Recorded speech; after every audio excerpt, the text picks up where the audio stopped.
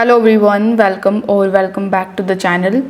In today's video, I'm going to show you how to use wwcoin.com if you are a complete beginner.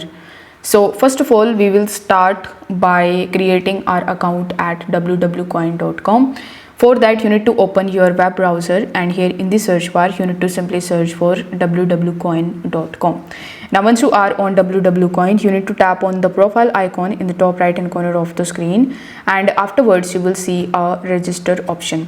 So you need to tap on that, provide your email address and create a strong password for your account, and then you just have to simply register at Wwcoin.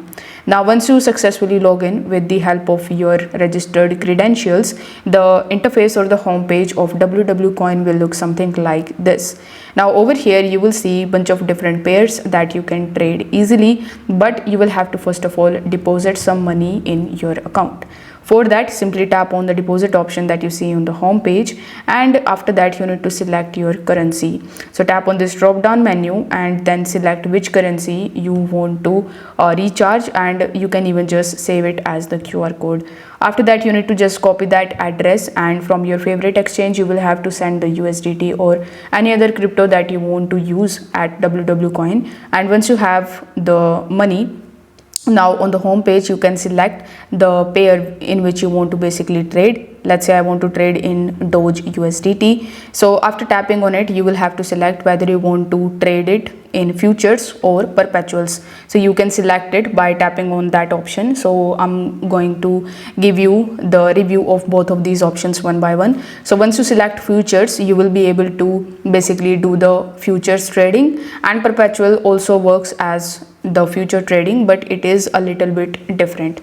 So in futures, you can just select whether the market is going to go up or down, and according to that you will have to select put or call.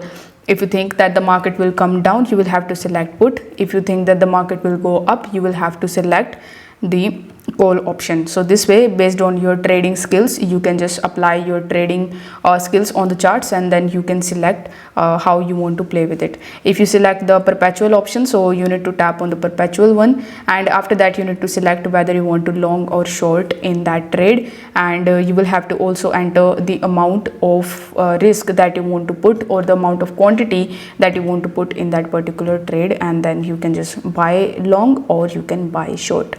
All of your pending orders will be in the positions section. All of your working orders will be in the orders section. If you have completed your trade, it will be in the history trades, and all of the number of trades will be in the trades section.